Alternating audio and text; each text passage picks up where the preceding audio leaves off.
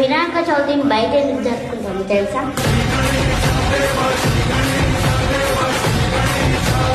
ఒకప్పుడు వినాయక చవితిని ఇంట్లోనే జరుపుకునేవాళ్ళు. అప్పట్లో మన దేశాన్ని బ్రిటిష్ వాళ్ళు పరిపాలిస్తున్నప్పుడు మన జనాన్ని బయట కలవనిచ్చే వాళ్ళు కాదు. ఒకే చోట నలుగురు కన్నా ఎక్కువ మంది బయట కనపడితే వాళ్ళని కొట్టేవాళ్ళు. అప్పుడే 1983లో మన ఫ్రీడమ్ ఫైటర్ అయిన బాలగంగాధర్ తిలక్ గారు మన ప్రజలందరూ కలిసి ఒకటి అవ్వాలని అందరికీ ఇష్టమైన మన వినాయక చవితి ఇంటి పండగని బయటకి తీసుకొచ్చారు.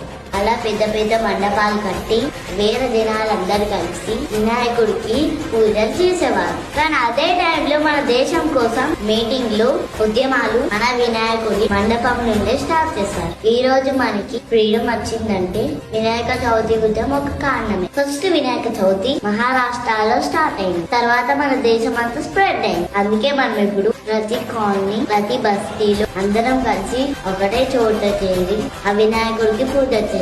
వినాయక చవితి అంటే ఒక భక్తి పండగనే కాదు, అది ఒక ఐక్యత, ధైర్యం ఇచ్చిన పండగ. ఈ రీల్ ని మీ గల్లీ ఫ్రెండ్స్ అందరికి షేర్ చేయండి.